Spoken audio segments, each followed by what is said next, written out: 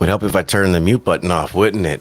I want to welcome everybody here tonight that's going to be joining into the conversation because we actually got a really good show here, and I will get my water bottle out of the way. Got to make sure we keep pounding water.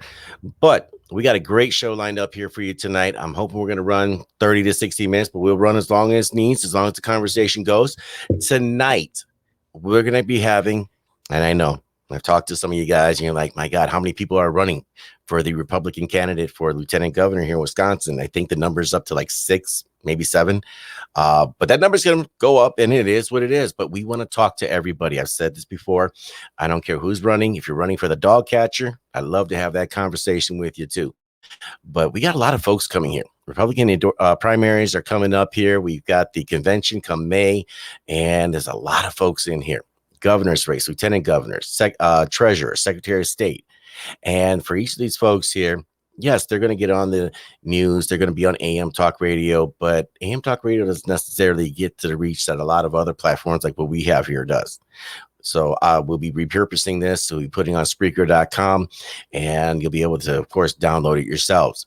Now, we're going to be bringing on Kyle Yudes here. And as I mentioned, with these conversations we're having with these folks, this is in no way an endorsement for one person or another. This is to get to know folks, to ask questions, to talk to them, and just to get a feel for where they're coming from. What's their purpose?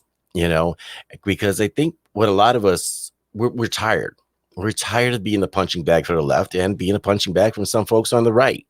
And we've long clamored for the idea of we want a politician or a representative who's willing to fight, who's willing to stand up for constitutional principles, somebody who's going to actually do something in the face of, say, I don't know, Governor Tony Evers' edicts that he kept passing one right after the other, even though the Wisconsin Supreme Court said otherwise. So given that, I want to bring on board right now Mr. Kyle Yudes, who is running for lieutenant governor here in the great state of Wisconsin during our Republican primaries. Kyle, how are you, sir? I'm doing great. Thanks for having me. I know we got a little bit of feedback going on, so I'm not sure if it's probably more on my end, so I do apologize for that. But yeah, let's just jump right into it, man, because what do we got now? What are you, 6, 7, 10? We got a lot of folks running for lieutenant governor. And Yeah. the big question, and I know you had your campaign announcement last week. I saw the YouTube video, very well put together. You're running for lieutenant governor. Why? Well, that's a question I asked myself at first. So it's not something that I ever planned on doing. Yeah, I've been going around the state helping people out. Really standing with people, trying to empower them to take back their rights and know their rights and be able to stand up for themselves. And I've been asked, I can't tell you how many times I had different people ask me, from independents, libertarians, some Republicans, to run for something. And I always laugh, said, nope, I'm perfectly good doing what I'm doing. And then September happened, where President Biden came out and made his little unlawful mandate speech, and something just stirred in me where I said, you know what? Number one, I've been asking people to get active in politics, and I really need to look at that myself. And then number two, I was like, this is enough. When is enough enough? Who we try to get people to stand up, and it's time for me to stand up. So I started looking at different races and stuff, and I narrowed it down to 4 and looked at it, talked to some people that I really trust within and with outside of politics, and it really came down to, is this all we got? We have to have somebody who is going to be there. I looked at the people who's running for lieutenant governor, and I just look and go, where were they? I was out everywhere and talking to people. People were talking to me, and when it came down to it, I mean, I know like Dr. King, he's been an activist for 20 years. Right. Super nice guy. You know, I've met him and his wife. They're good people, but when it came down to what's really important, I mean, not that anything else that he was an activist for isn't important, but what it came down to me is when it's our freedom, the most important thing. Hmm. He was pretty quiet until they decided to run for an office. And I don't fault him for that, but in my mind, that don't work for me, because if you're motivated by politics, that's what I've been standing against, the people that are motivated. And it's not just him. You have Mr. Teston in the Senate for going on 6 years, Right. sitting on Senate bills as a chair of the health. If he's going to do that because he's too busy campaigning, he's not going to be for the people. And it goes on and on and on. And it really boiled down to is the people in the lieutenant governor's race, to me, when it's said and done, they're not going to give it all, in my opinion. They're not going to give it all and be the true voice of the people. You Mm. know, there is a fight here, and if we don't fight for it and look at this as our last chance to really stand up and take back our freedom, it's gone. Right. And I'd have to definitely agree with you on that because I think every 2 years we have these elections, and every 2 years you always hear somebody say this is the most important election of our lifetimes. And it really seems that over the last 6 years in particular, that has become more and more true as we go through each of these elections. You take a look at what happened in 2018, just across the country. It was almost like it was a test run for everything that happened, and all the shenanigans in 2020. And now 2020 ended up happening. And we can take a look at the elections. We can talk about election integrity. You can talk about all the violence that was everywhere. And that's a question that I want to address to a lot of folks here, whether you're a so-called grassroots candidate, whether you're a Republic, whether you're an establishment candidate, whatever that means these days. But the question is, and I think you said it best, where were you? Because even with some of these new and up and coming people, I asked the question, because turnaround has to be fair play. Where were you in 19, 18, 17, 16? And again, in the same vein, with people like Robin Voss, and I've called him out. I've even gotten into a pissing contest with him at one point. It's where were you all summer? Like, the legislative body had the power to shut down these edicts, but you were nowhere to be seen. Why? Because you didn't want bad press? And that's the feeling that I got out of that. But to that question, though, again, obviously you got family, you got work, everything else. What was your advocacy before all of this? We'll call it madness. It's COVID madness. What was kind of your thing at that point?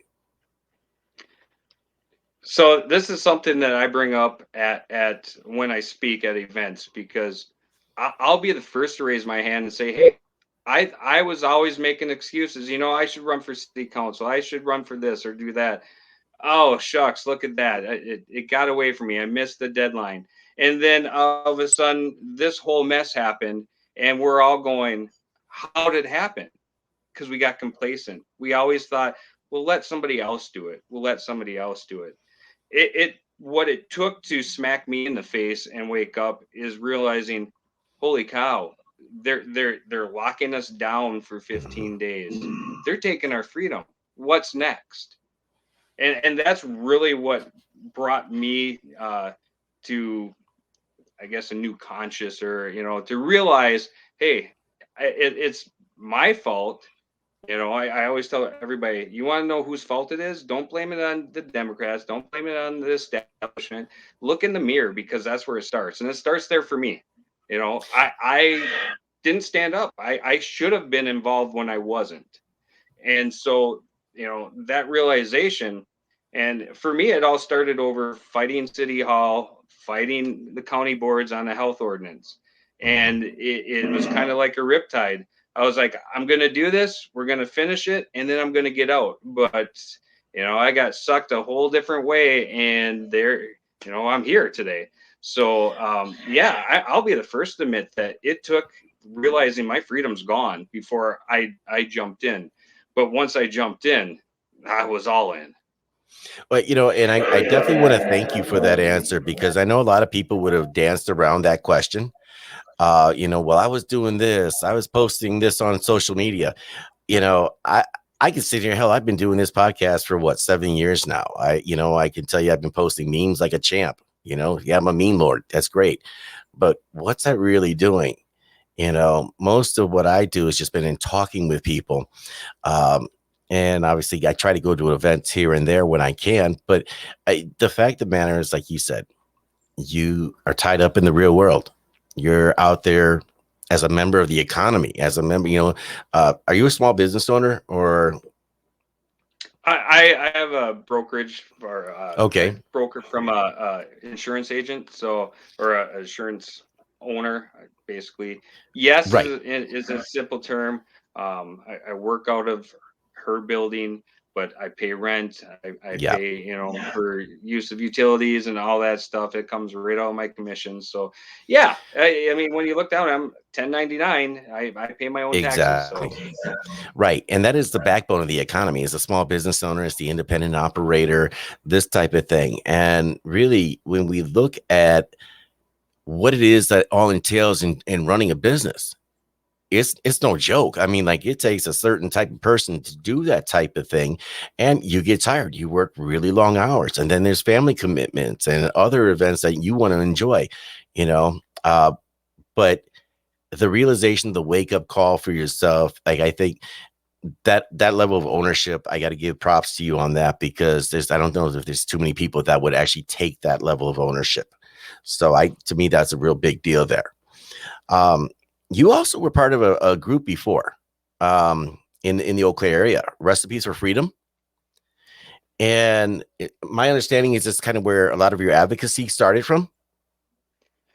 yeah, so the way the whole Recipes for Freedom was born was when I reached out to countless representatives, and they wouldn't do anything and gave just horrible excuses.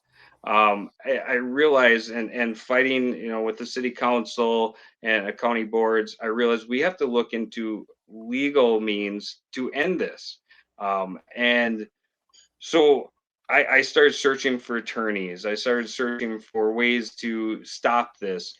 And I filed affidavits against Governor Evers and Barnes and Palm. And so from there, Jonathan Wickman, actually, before I even knew who he was, he reached out to me and said, "Hey, I do this podcast. Would you mind coming on and just Mhm. talking about what you did and why you did it?" So I agreed to, and we had a great conversation. And before we got on, he's like, "You got to make a page because you're going to have people follow you." It's like, "No, I'm good. I'm good. I just want to tell people, what I'm doing. I'm good." And so he harped on it a little bit. We did the podcast and got off, and he's like, "I'm gonna stay on the phone until you make your page." I was like, "Dude, I'm not gonna do it. We're good." And so finally, I was like, "Okay, if it shuts you up, I'm gonna make the page." So I did a couple videos and I tagged off because there's all these memes going, cracker and cheese for more recipes. Follow me at. And so the couple videos I did, I said, for more recipes for freedom, follow me at. And so I was just like, yeah, I'm gonna make recipes for freedom. What am I going to get? Maybe 30, 40 followers. Right. And he goes, "Well, good night. You're going to blow up." Okay, whatever. Next morning, I get up at 4:30 to go to the gym every day. I look at my Facebook, and there's like 1,500 followers. I was just like, what in the world? Mhm. Because people are so starved for how do we get our freedom back, and it just grew from there. And then it was just putting out information. Hey, this is what I found. Sharing information. This is the law. This is our rights.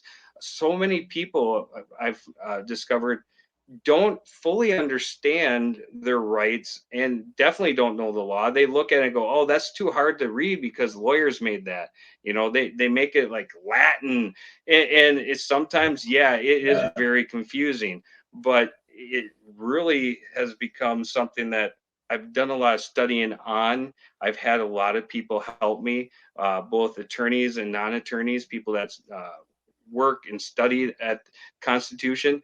So I just really threw myself under that learning tree and started helping people. And one thing led to another, where now I'm being requested to go here and help with this, and it just became more of a passion and a drive to help people stop whatever was happening in their life, and to be able to start standing up and asserting their rights. And so the recipes group just grew from there. And then I think it was the week between Christmas and New Year's, I just woke up and I was spitting tacks. I was just, whatever reason, I was upset. And I guess I put out a video just saying, "Hey, when are we going to stop being keyboard warriors and start getting active in our communities?" And that's really when I started advocating for, let's get active. Let's start our own county patriot group so we can watch people, we can put good people in, get the bad people out. And it doesn't matter what party. Are they a good person? Are they going to respect and uphold the Constitution, and do they want freedom? If they do, put them in. It doesn't matter what letters behind their name, just put them in, because it has to be better than what we have. And it just grew so organically that today we're just shy of 12,000 people. That's Nice. with all the shadow banning and the people leaving. And so there's definitely a good message there with just the freedom and the Constitution. And I try to stick to that as much as I could. I try to keep it as nonpartisan and keep telling people, hey, we got to stop demonizing one side or the other. We're all humans. I tell the story all the time that not everybody that has an R behind their name is an actual Republican, and not everybody with a D is an actual Democrat. The sheriff up in Ashland County, he ran as a Republican. He lost in a landslide. 4 years later, he runs as a Democrat, wins in a landslide. Nothing changed. So don't judge a person just by that letter, and just because they identify as a Democrat doesn't mean they're bad.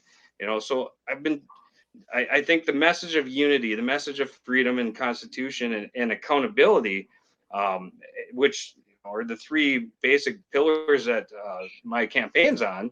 And it's not just a campaign, it's what America was built on. That really rings true with everybody. So the recipes page, yeah, I'm based out of Eau Claire, but it's really gone nationwide.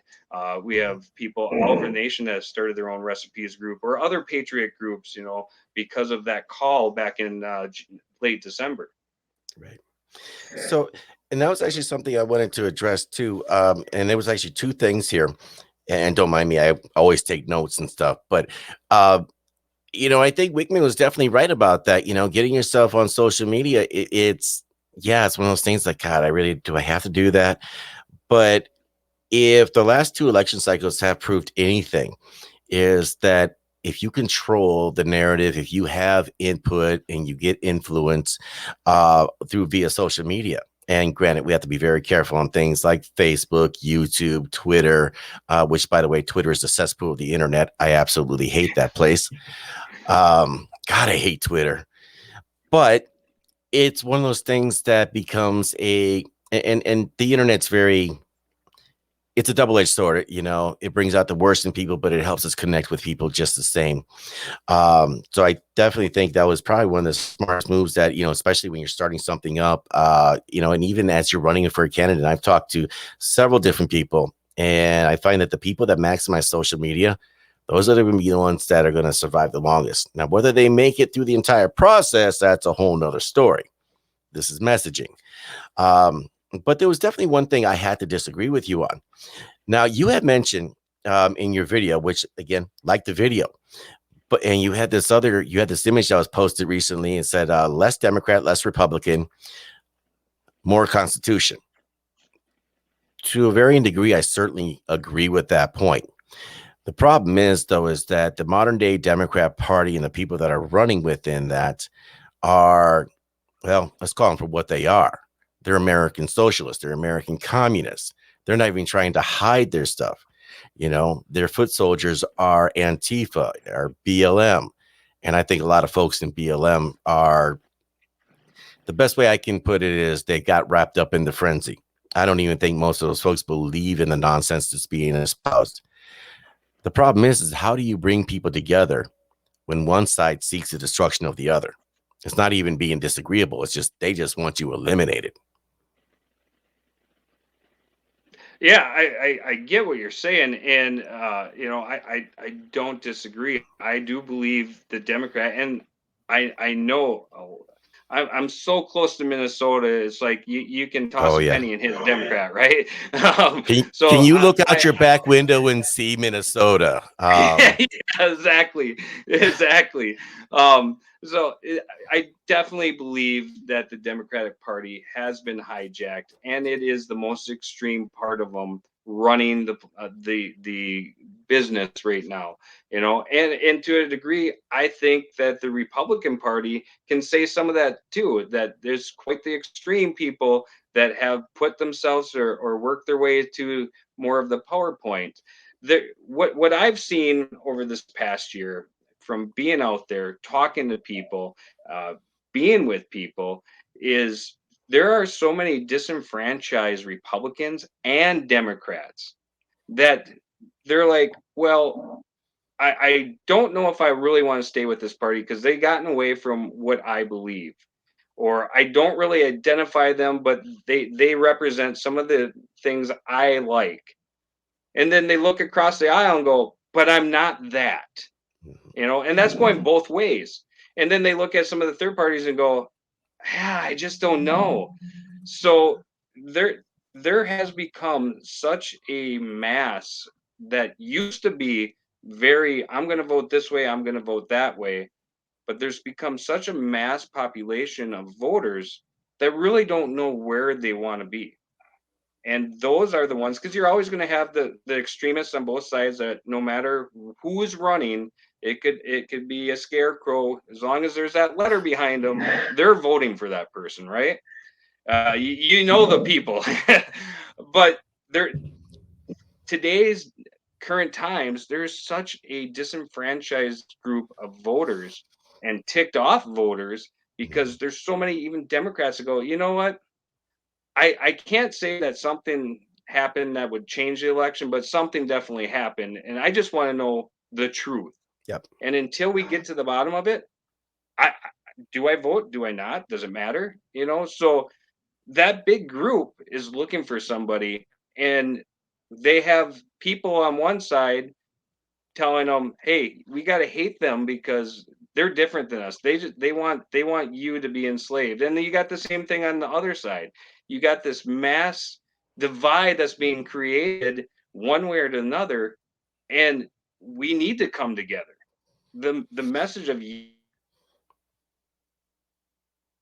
unity has been huge. Our freedom events all the time, and they're always like, uh, don't tell anybody I'm a Democrat, but I believe in what you're saying. We need our freedom, because all the other stuff, we can argue and debate about that all day. If we don't have our freedom, none of that matters.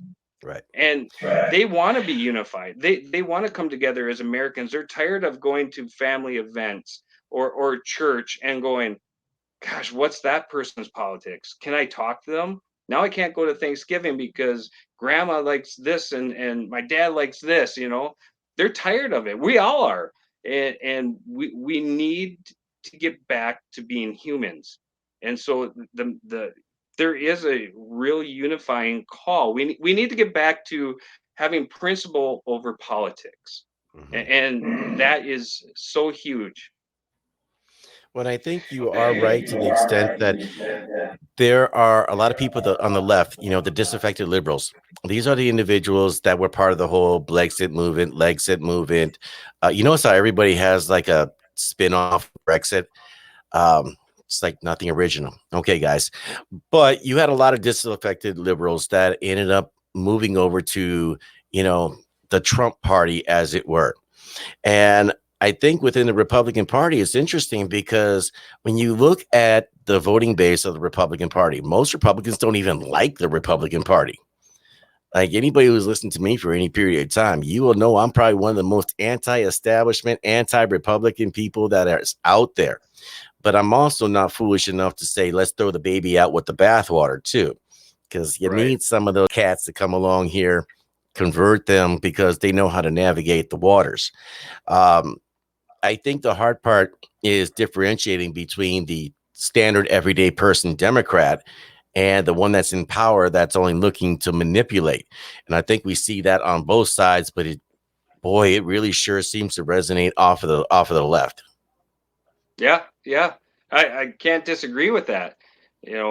That's one of the big things. People are so tired, and I'm sure you see this. They're so tired of the political games being played with their lives.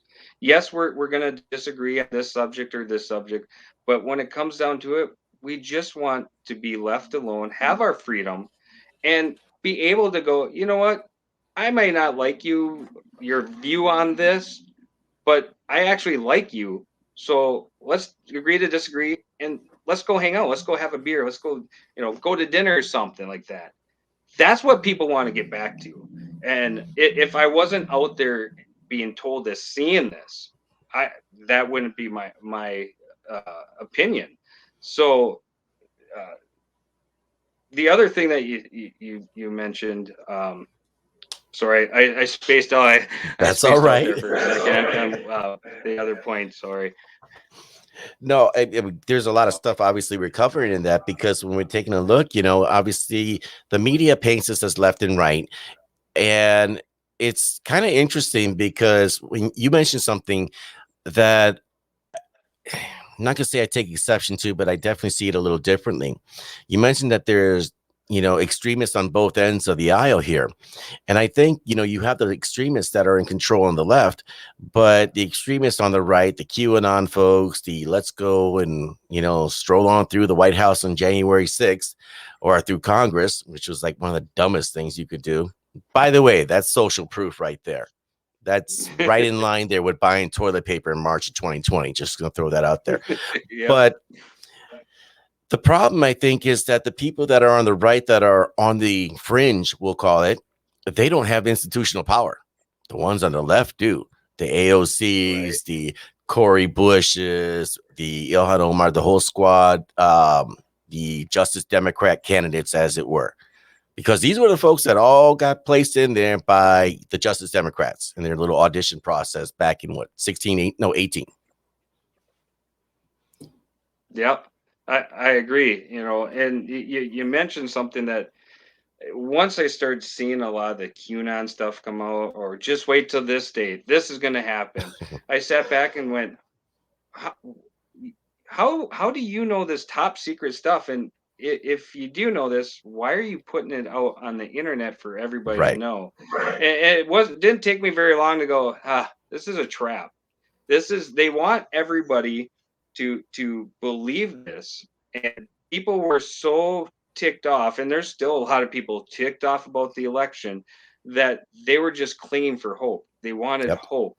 And every time that day came and nothing happened, they were defeated. And I believe that was put out there on purpose to kind of deflate the right and the whole Trump movement, Mhm. and be able to do more stuff from the radical left, Well, and the whole time I was just telling people, stay away from that. That's meant to get you down and defeat you. So you just give up and stop fighting. The day we stop fighting, they've won. Well, and that was, and I paid attention to that stuff a lot during the summertime last year as we're watching this, everything unfold, the riots, everything else. And I'm watching this, and my thought process through the whole thing is just exactly like you said.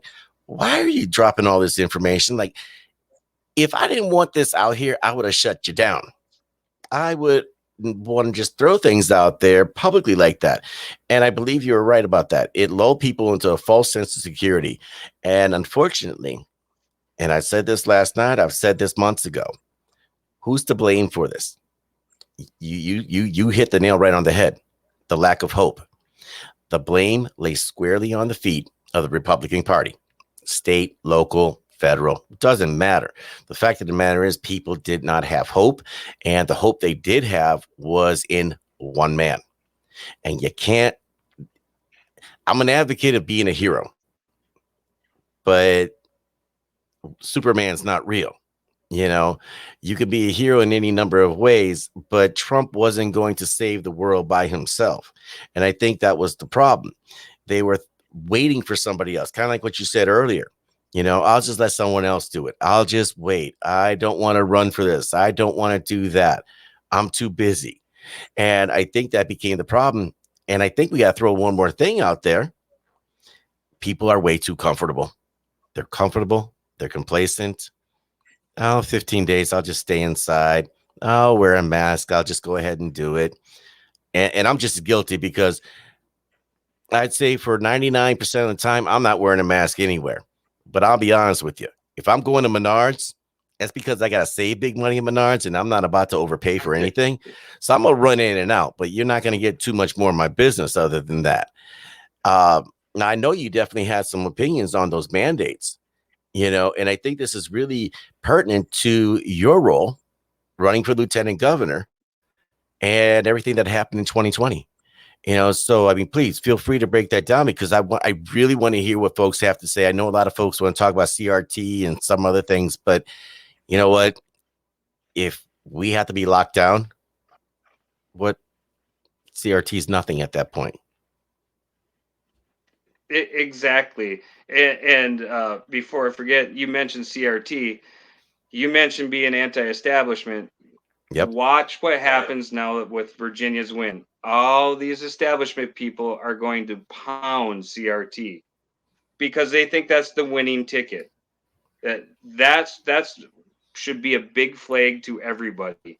Yes, CRT is bad, absolutely, but like you said, without freedom, being locked down, all that doesn't matter, you know. So I've been on the side of, and I felt this for a long time. My personal beliefs are my personal beliefs. My politics don't really, I'm not going to push my beliefs onto somebody else because I Right. think they should do it. I've always been, even before I really dug into the Constitution, what does the Constitution say? What does the law say? That's what we need to do. So when I started in this whole thing, fighting the county board and the health department and the city council, it was, this is unconstitutional. You can't give an unelected official power, and especially lawmaking power in my county. That's wrong. That goes against everything. This is a deadly slope to go on because now, I mean, just let's reverse the roles. What if you get an uber right person that says absolutely no abortions, no matter what? They say that's a crisis, and now you got the other side screaming at you. So no, we can't do that. We need to keep it like it is. There's a reason it's like it is. And so whenever the argument comes, I look at the Constitution first and foremost. You Yeah. want to wear a mask? Fine, wear a mask. You should have that option. If you feel that's what keeps you safe, go for it. If you don't want to, that's your choice. That's why we have freedom. Same with the jabs. You want it? Great. You don't? It's none of my business, you know. Mm-hmm. So that's where I've stood, and that's where I've tried to stand. We've had plenty of people come to our events that they're somewhere in a mask. Nobody bothers them. People go up and talk to them. We don't try to condemn you because that's your personal choice, you know. And that's where it comes down. What is your choice? Where is freedom here? Why aren't we following the law?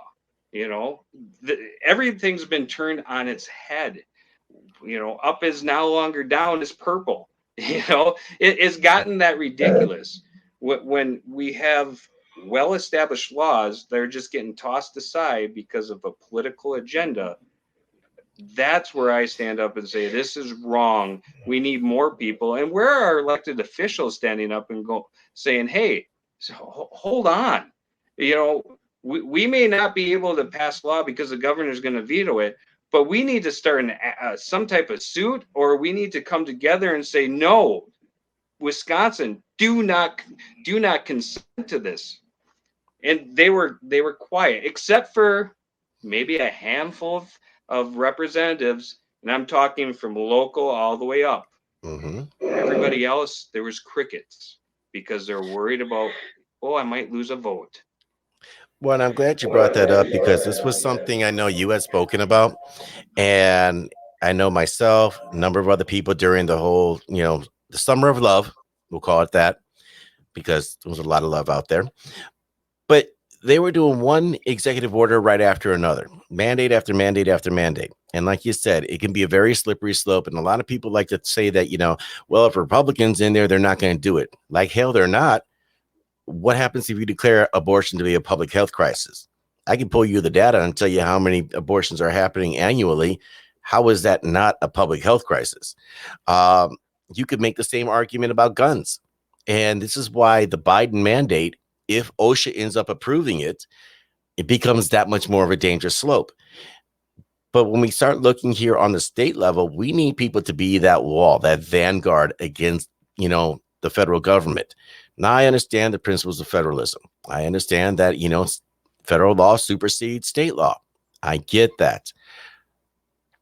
But at the same time, I'm also a proponent of, give direct or disproportionate response. If you can have sanctuary cities and a sanctuary state, then I'm going to have a vaccine-free being. Because last I checked, the Ninth Amendment gave me personal sovereignty. Oh, no, excuse me, misspoke. Recognized my personal sovereignty. And the 10th Amendment recognized state sovereignty. And I kind of think it's funny because so many people don't seem to understand that. I don't know if it's a failure in the educational system or just a failure to want to fight. And I feel like, and I don't want to go too deep on a diatribe here because I have a habit of doing that. But a lot of people don't seem to understand that the life that we live right now, especially here in America, is an illusion. We have lived in this illusion here for, I'd say, about 125, 150 years. If you think about that, we have constantly raised mortality rates, child infant mortality rates. We have cured diseases. We have created a dream, the house, wife, 2 kids, picket fence, 3.5 dogs, whatever. As long as they're Rotties, they're cool. Um, but my point simply is that if you look at history prior to that, everyone was treated like dirt. Everybody was poor. And it's only really in this last century, century and a half that things have really started to elevate. And because people got that comfortable, it's almost like they don't want to buck the system because they think they have it good. My fear is that they're going to keep complying, and they're going to comply themselves into extreme poverty once the financial system collapses, once it becomes just ruled by executive order. And God forbid you say something and speak out because your social credit score is going to go to hell. What are your thoughts on something like that? Well, first off, the I I speak out against the word comply because comply means that it's a law that you should, and when you don't comply, you're just saying, I'm going to buck the system. No, the government was given its power by the consent of the people. So when we don't do anything, we're actively giving our consent for them to keep pushing us down. And if we take that consent back and say, no, damn it, we're done. You are no longer going to do this. You don't have our consent. And if you keep going, we're going to oust you like we have the constitutional ability to do. But like you said, people have gotten so comfortable, they don't want to do that. We've been so conditioned to take that handout, to look for what's the easiest route, that when it comes to having to fight for something that we really want, we won't. I see it all the time. I put resources out there, tell people, do your research, do your due diligence. Here's how you do it. Know this so it's not just some loudmouth on the internet giving you this Right. information. Research it. Know it to be true and familiar with it. But so many times people are like, well, can you just tell me? No, no. I want you to learn so you know it. And That that's the has problem in society. that has got to be one of my biggest irritants. And okay, so doing what I do, obviously, I read a lot of news and try to process this. I don't really watch too many other influencers because I don't want to be influenced by their opinions. I want to be able to process this. Then when I give out my information, I want to tell you about it, plant the seed, let you think about it. But I've had people like, man, I don't even watch news. I just listen to what you're saying.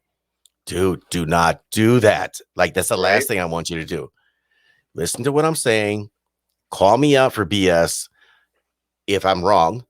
And you know what? On a lot of these things, I pray to God I am.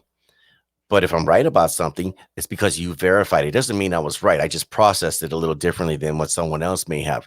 You need to research this for yourself. This is what critical thinking is all about. And I think when we start really pushing those critical thinking skills, we start having a more informed body politic.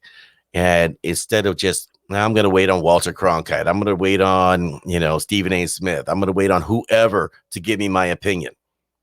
It's like, you wouldn't do that in any other realm in your life. Why would you do it in something so incredibly important that plays with your life, your food, and your money? Like, you got to be Right. crazy to do that. Right. Yeah, I totally agree.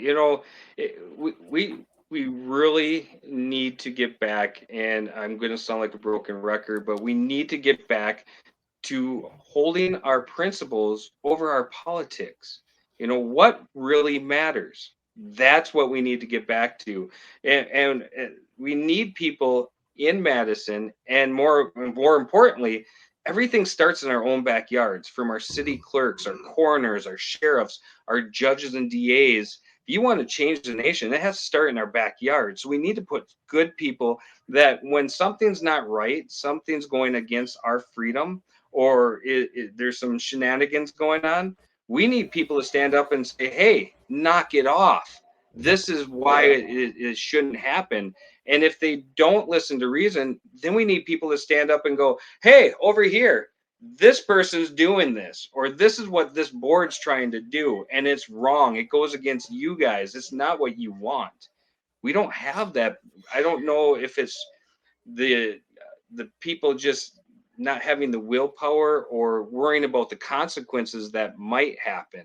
Oh, I might be ousted. I might not have, I might lose Facebook friends or whatever. We need that. And we need to take that all the way to Madison. We've had too much behind closed doors Mm-hmm. action going on.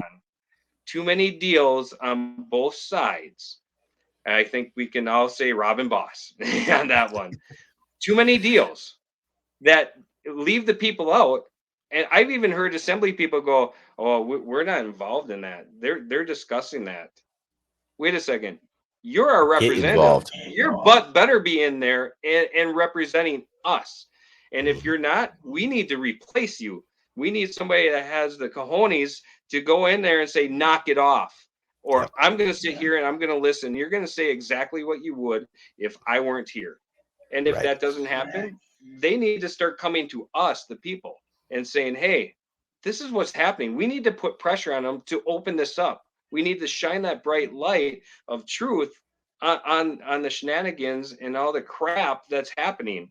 Until we start getting people that are willing to do that, this is going to keep going. No matter how good or how nice your representative is, it's going to keep going, because they're going to be sat down as soon as they get in there and say, you know what, you need to go along to get along. Otherwise, Mhm. you're not going to be here very long. We're going to make sure you're primaried. We're going to make sure you lose, or we're going to put you on the crap committees that nobody wants to be on. And people go, okay. Right. This happens everywhere. We need to stop that. We need people in there that have the backbone, that have a big mouth. Hi, that's me. I have the big mouth that's going to do that. And the lieutenant governor is the perfect thing, the perfect position to do that. Everybody goes, what's the lieutenant governor do? Lieutenant governor has the governor's back no matter what. But when that governor says, I think we can cut this deal, it'll be good with whatever lobby. No, is it good for you and your party? Is it good for your business partners somewhere? Or is it good for Wisconsin? Because if it's not good for Wisconsin and it goes against law or the Constitution, that stuff just don't work. And we got to get away from that. And until we get people in there that are willing to stand up like I am, it's not going to happen. Well, I think that's an interesting thing too. When you talk about it, how do you look at the Constitution? How are you applying it? And I know that there's a stark difference between left and right. The left look at it as a living, breathing document, malleable and changeable to the time. The right, we tend to look at it as it was written as it is, and it's kind of like the Bible. It's the Bible wasn't meant to change for the times. The times were meant to stay in line with the Bible. And the Constitution is the same way. We were meant to stay in line with the Constitution. Now, don't get me wrong. There's a lot of leeway, a lot of flexibility in a lot of different things. But yeah, if you're only doing this to pay back, your donor interest, if you're only doing this to pay back a certain group of people, we got a problem here. Now, this is an interesting thing here because I'm looking at, obviously, you're running in the lieutenant governor's race. And I asked this of anybody running in that particular position, but we've got, what, 3-4 people that have declared on the governor's side. You got Jonathan Wickman, you've got Rebecca Clayfish, we've got Adam Fisher, and I know there was one or two other ones. I can't. Marco. Okay. Now I know Hovde is considering it.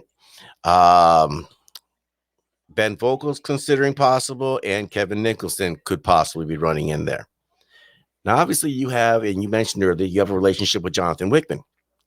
Should any of these other people end up becoming governor, how would that fit in line with what you're talking about here today, with your agenda? Number one, I don't have an agenda because the moment any politician does, it becomes about the politician and their wishes, not about the people. And that is first and foremost.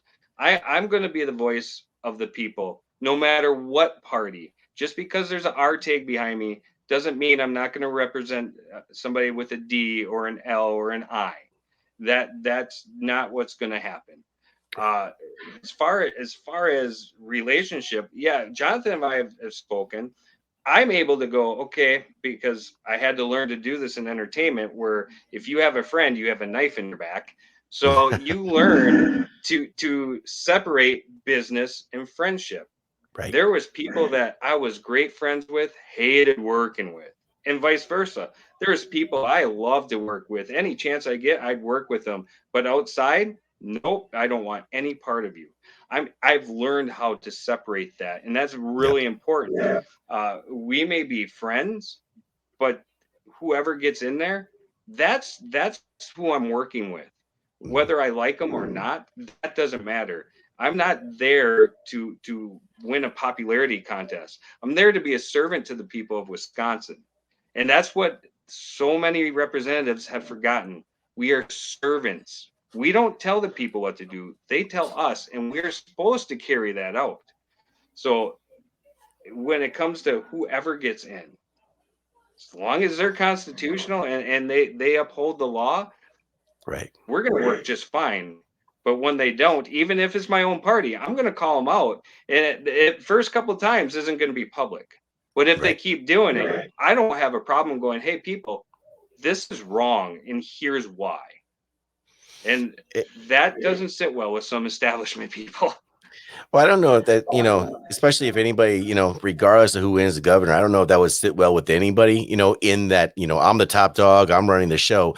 But, people need to have a reality check from time to time. You need to be kind of told, hey, what you're doing is kind of suspect, and you might not want to do that. You may want to reconsider.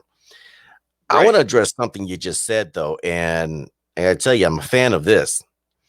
I saw one of your speeches earlier today, and you were talking about, again, your phrase, servant to the people.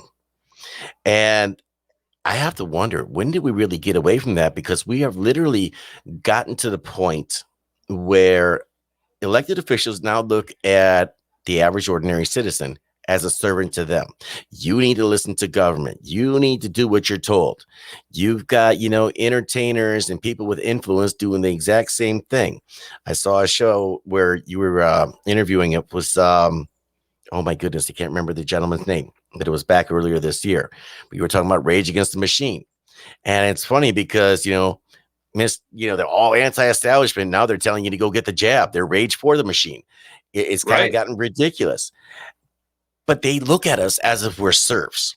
And this is the sad part about it is this isn't just local. This is local, state, federal, and even on a global level. If you look up something called from the World Economic Forum, I'm sure you've probably heard of it, the Great Reset. And I love Mm-hmm. that term, the Great Reset, because it sounds really conspiratorial until like you see it on their website and it's like, wow, you will own nothing and you will be happy. I don't think that sits well with a lot of folks if they No. knew. But that's the problem. Yeah. They're not in the know. Yeah, I think we have come to a point in society where celebrity is worshipped. Everybody Mhm. wants to be with the celebrity. Everybody wants that photo op. And when that role from servant to serf, you're Yeah. now a serf. You're not my master. Uh, of in the government, I think that's when it started changing. And I would like to say it's probably around the 50s, maybe the 60s.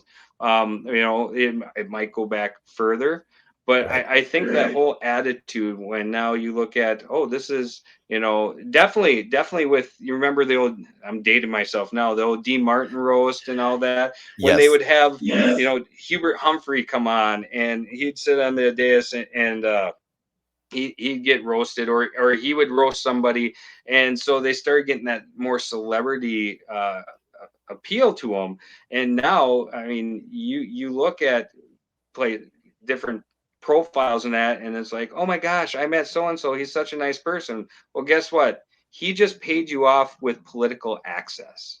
Right. And now that person, he might have been nice while you met him at the airport or wherever at an event, but now that person, he just sails on through to the next because you've put him over like a ton of gold. I think there's a real problem with that. And the politicians, their egos just boom, boom, boom, boom. Their heads inflate and they start believing their own hype. Yeah. And that happens to people. It's not just in politics. But I do believe that's where we have an issue. We have to really break it down and say, look, this isn't for your glory. We are servants. We're supposed to be doing our job, and then get the heck out and let the next people come in and help them. That doesn't work. Well, and I think that's been a big issue. And I know a lot of people on the right have talked about this for some time is this idea of having career politicians. I'll pick on my favorite congressman, Glenn Grothman, was in the assembly, was in the state senate, has been in Congress now for several years. If you look him up, please, somebody tell me one thing that he's done other than go around to free buffets and hand out little personal awards. I've been hypercritical of him because I'm seeing somebody who's just there occupying a space and he gets by because he has an R behind his name. I have an Right? issue with that. I need somebody who's going to go out there and fight, but not necessarily like Trump. That's the interesting thing, because I notice a lot of people, they want to see a Trump like candidate. I was Hmm. like, no, no, no, no. You got that wrong. Trump was the prototype. Trump was what was needed at that time. What you need is like the next model, And I think that next model is in someone like DeSantis. He's willing to take the fight, but he's not going to pick every fight. He's going to do the fight that needs to be fought, but the little ones, I'm just going to push that out to the side. Um, but I think let me just get to this one. And I know we were trying to keep this to roughly about an hour, so I don't want to take up too much of your time. But this is something that I notice a lot of people aren't talking about because, again, they're talking CRT, they're talking mandates, all of which is important. As lieutenant governor, one of the things that is key to me, and I know a lot of other people, and we've seen this collapse in the last year and a half, our economy. Our economy's just been crushed. All the stimulus money printing, all this COVID money that's gone out to the states that hasn't really been utilized the way that it should be, continues to devalue the dollar. And I have serious concerns. Anybody can go to the grocery store right now. You can see how inflation is affecting us. I'm of the belief that come January, we're going to see inflation on a level we've only read about. And I pray to God it's not going to get worse.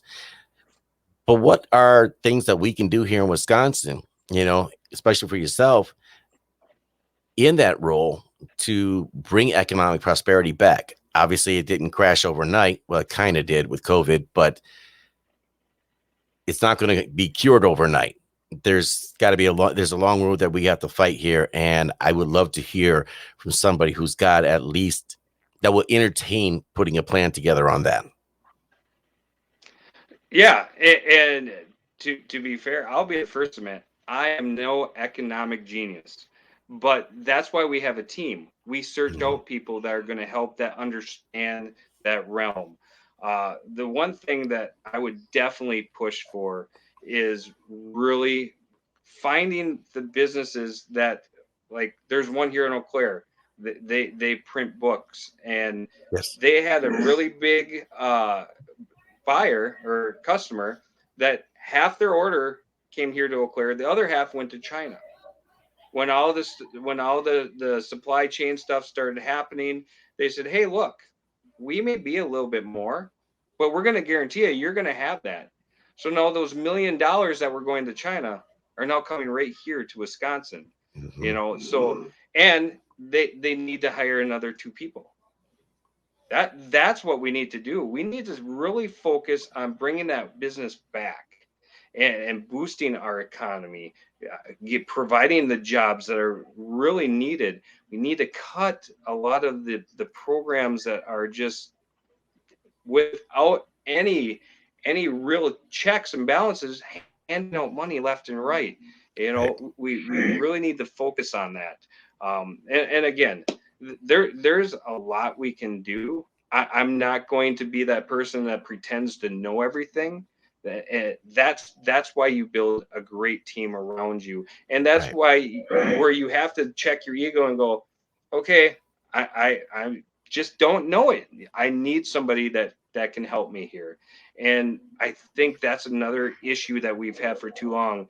Everybody thinks they have to know every little thing. When if we were willing to admit and drop that ego at the curbside before we walk through that door and say, okay, I need an economic expert, somebody that has great ideas. Let's put a team together and let's really look at how to do this. But I truly believe that first step is regaining some of those contracts and keeping them Mhm. right here in Wisconsin. I've seen it working locally. I know it has to work in other places. Yeah. And I'm old enough to remember when I think it was the late 80s when they shut down Master Lock in Milwaukee. And it's like, wow. And they took the plant, moved it over to Mexico.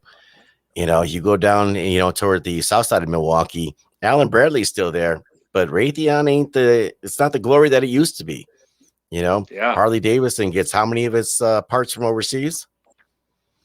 Why aren't we doing more here at home?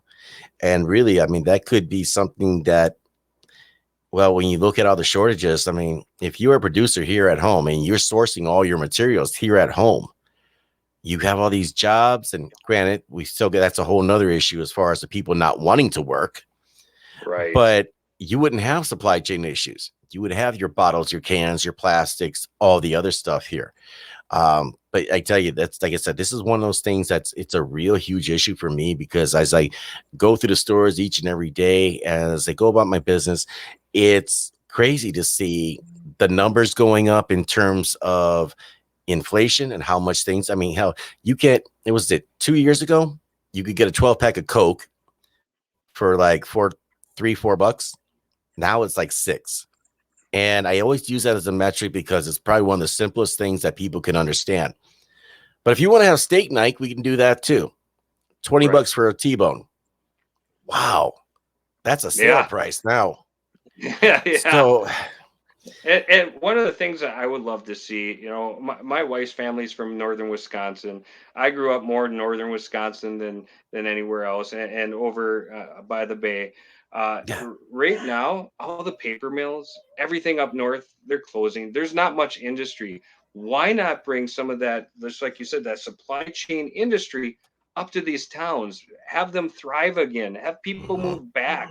There's nothing wrong with that. Use the infrastructure that's there, use the buildings, and create jobs. Take people out of that poverty, de-incentivize people so they want to work. yeah, That's what we really need to do.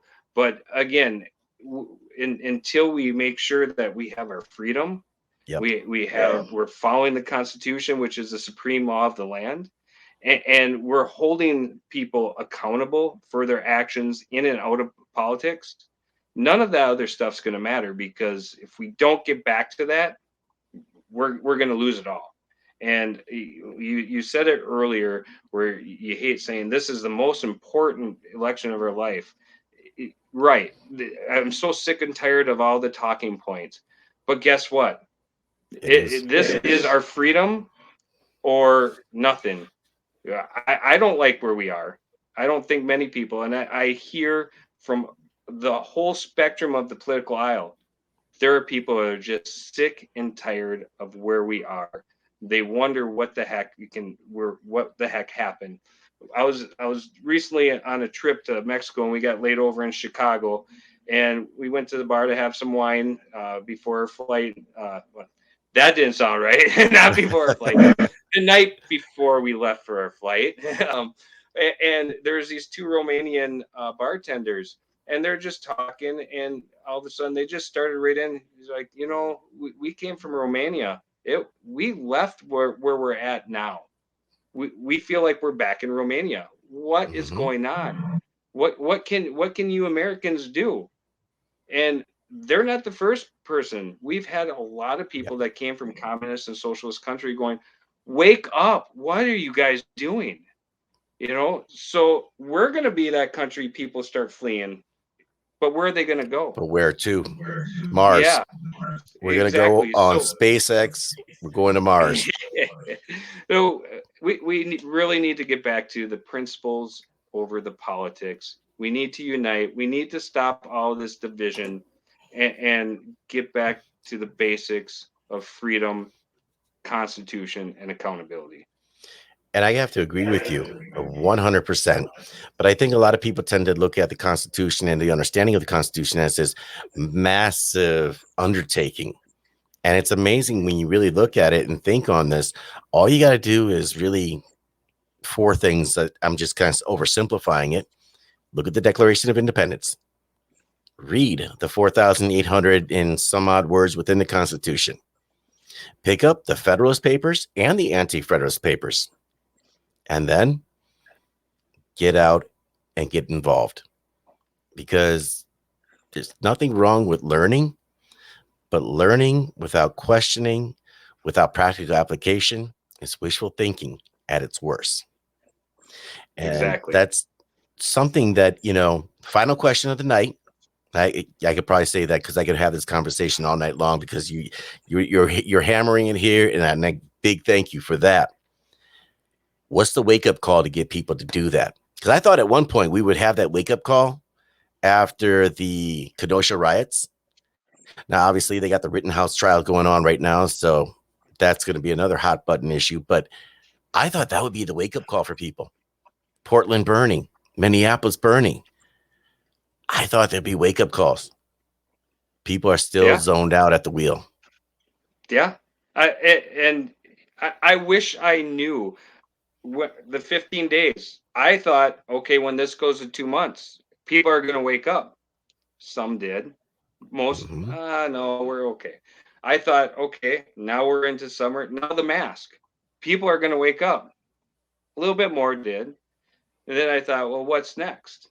And then they started really picking on the kids once they were able to go to school. I said, that's going to be it, which that really woke up a lot of mama bears.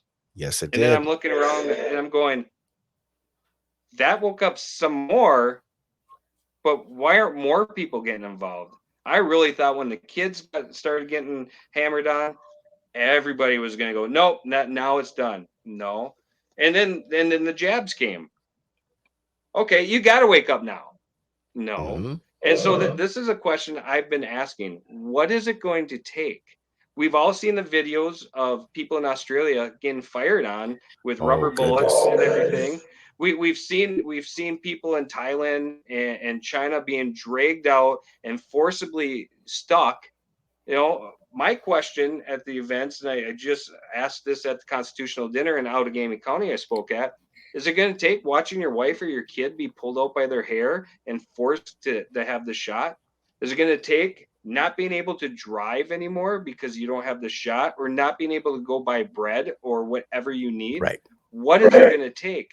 Because if you don't think it's coming, well, guess what? People said I was crazy when I said 15 days, they're not going to be happy. We allow Right. that, it's done. Then when I said, hey, the mask are the next thing, and then they're like, you're crazy. And then once they took away the mask, there were some of us going, hey, wake up, wake up. Don't. This is a false alarm. They're going to come back, masks are going to be put on, and then we got a new variant. And Right. here we are. So I wish I knew.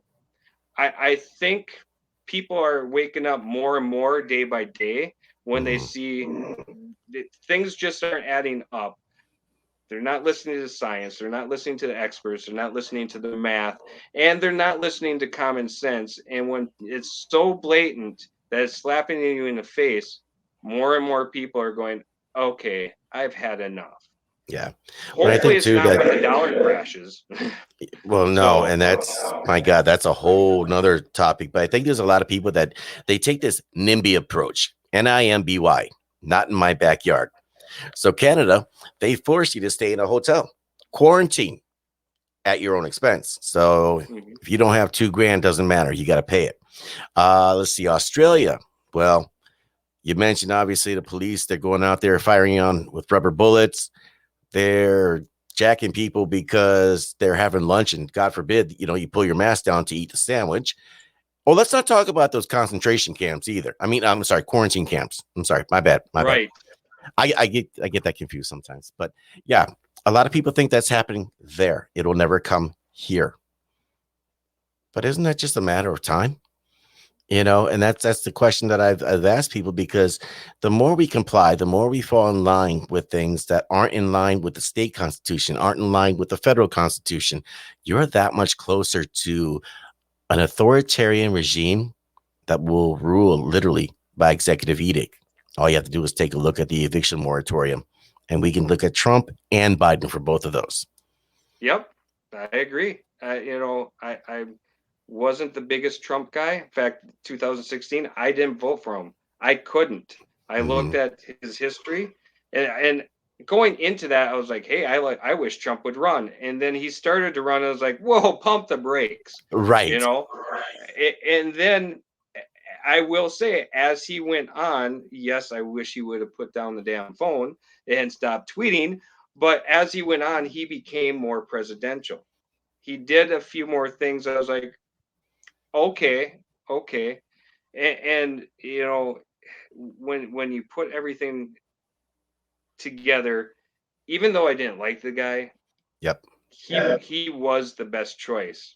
And that's another thing I'm so sick of. Why do we have to have this is the best choice of what we're given?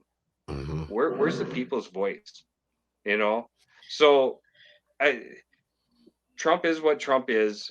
Right. But like you said, he's not the savior. And everybody that gets mad at Biden or Trump or any other president has to realize, hey, it's your Congress that's making the laws that you're mad at. It's your state legislature that's making the laws that you don't like.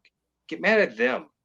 The president can only sign or veto that, And the executive orders, they're just for the executive branch. They're not for everybody else. So we got to get back to education. That's another big part of it. When I think, I was up at the Cow Party event this past Thursday in Menasha. That was the Calumet, Ozaki, Winnebago County. They had a tri-county event, a lot of great speakers, but Sheriff David Clark was there. And one of the things he said there was very profound. It was this idea that, hey, I know I'm talking here, I'm preaching to the choir, but you're not going to change. And he said, no offense to anybody running for Congress or anything like that, but you're not going to change DC. DC is just too far gone. What you're going to change here is at the state, school boards, your village, county, town, whatever boards, Absolutely. State. And then the more states do that, then when you send your representatives to DC, now you can start making that change. But if you don't do that on a state level, There's no hope of saving DC. And that goes to another point I've mentioned before. We just get pushed further and further into a post-constitutional America. And that's not a future I can allow for my kid. Not at all. And that's that's exactly right. You know, I didn't get in this to be a hero. I didn't get into this to try to save everybody. I got into this because I was looking at my immediate town and county and my kids' futures. Mhm. And it just grew from there. You know, I never planned to run for office. In fact, I said it earlier. My plan was defeat this ordinance here in the county and the city, and then go on my merry way back to life. Well, that didn't Right. happen. And like you said, I see where it's going, and I cannot stand my family that fought for this, my friends that have gone over to war, some that died, never came back. They would be so upset if I didn't stand up and say, hey, Yeah. people have bled, they died, family sacrifice. It's enough. We're done with it. And that's where I'm at. You I get a little worked up because I You take it so should. personal. This is our freedom. This is my kids' freedoms. This is your kids' freedoms. How in the hell are people not going? Knock it off. We're done.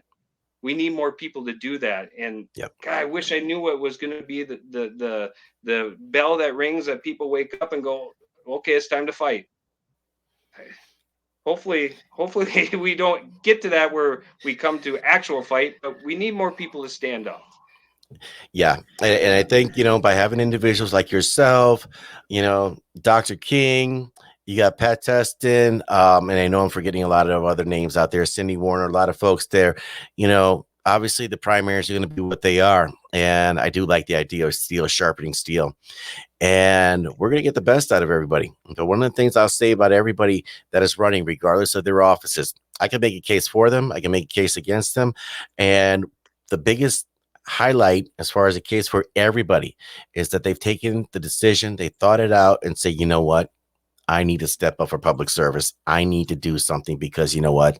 Enough is enough. We need to draw a line in the sand this far, no further, because at what point do we become China light? And that's not a future any of us can imagine for our children. So, Kyle, man, this has been a phenomenal conversation. I am so glad that I actually connected with you via Scott and Yes. I talked to him in Menasha and he offered, he's like, hey, maybe you want to get Kyle on here. Cool. What am I going to say? No, I'm always on board for have conversation. But I really enjoyed the conversation here with you. I really enjoyed the answers you've been throwing out here. And the fact that, you know what, if you didn't know something, you were like, cool, this isn't my forte, or you know what, here's what I'm standing for. Bottom line. Now, obviously, you got a full schedule coming ahead. Tell the folks Yes. before we head out here what your schedule's like, how they can find you on social media, and what they can do to help brother out here. Well, first off, thanks for having me. I've really enjoyed this. I didn't know what really to expect coming in. It's been a great conversation. We could probably do this for hours, just Easily. going back and forth.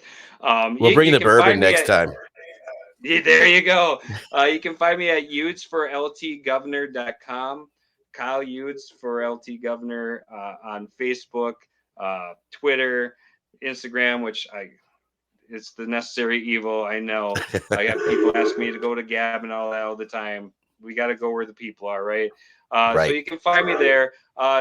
Tomorrow I will be at the LT Bar in Kimberly for meet and greet at 3. I'll be at Oinks at 6 in Neenah. Then Saturday I'll be in Shell Lake at the Freedom Convention. I think they're having the Republican Party of Washburn County. It's Yes. always great to go up there. Sunday, I'll be at Hank's Bar in New Richmond. Next week, I believe I'll be in Sheboygan on the 9th, and then Oconomowoc at the Steel Tank on the 11th.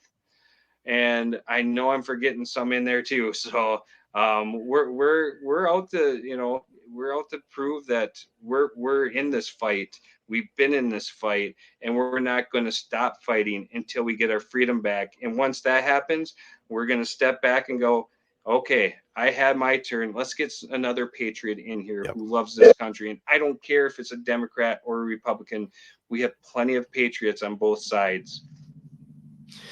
That's awesome. And I was just thinking, I got to put together on the website a list of everybody's website, everybody, their social media links, because I think it's too important not to get this information out here, and no Absolutely. offense to the mainstream media in the sense of, WISN or any other AM talk radio folks or the news personalities out there. Nothing against them, but they're going to serve a different group of people.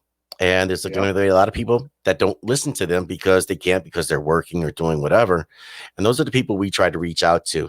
Those are the people I want to be more knowledgeable on what we have going on, because you know what? If we don't get this right here in 2022,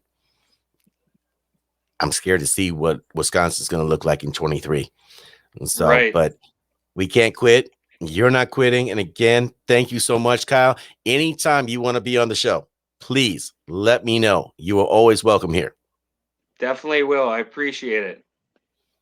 All right, my friend. Well, you have yourself a good night here. We're about to sign out. All right. Have a good night. Thank you, Kyle. Take care. Good night. Guys, that was Kyle Yudes, who's running for lieutenant governor. Check him out. Website's right down here. See it right there. So make sure you check him out. But I'll tell you, I want to have more of these conversations. I want to have these conversations with Jonathan Wickman, Kevin Nicholson, Rebecca Clayfish, or what, if she's open to that. I want to have these conversations with Jeanette Duchesne, who's running for treasurer. We've had these conversations. We will continue to have with Orlando Owens, Sandy Warner. I want to have the conversation with everybody because, again, like I mentioned just now, we need to have people out here that actually give a damn about the state, who aren't satisfied with the status quo. Now, does that mean that I'm pro for against one person or another? No, not at this point. And as a matter of fact, as somebody who does commentary here, I reserve the right to kind of change my opinion on an individual. That being said, though, I will try to be as consistent as I possibly can. But when somebody does something that's out of line, you got to call it out. If somebody does something that's, praiseworthy, you got to call that out too. You can't be hypocritical in that sense because, well, the information that we're giving here is way too important. So on that note, guys, I want to thank you guys all for joining tonight. We will be repurposing this content here on the audio side. You'll find that on Spreaker. So you get that where all your other podcasts are found, whether it's the iHeart, Spotify, Apple, Google Podcasts. You'll also be able to find this here on Rumble and BitChute as well. Not YouTube. I ain't playing with them anymore. Took my toys and went home as far as they were concerned. But we'll be putting it out there, getting the content. And if you want to be a part of the show here, if you want to be a part of the conversations, please reach out to me.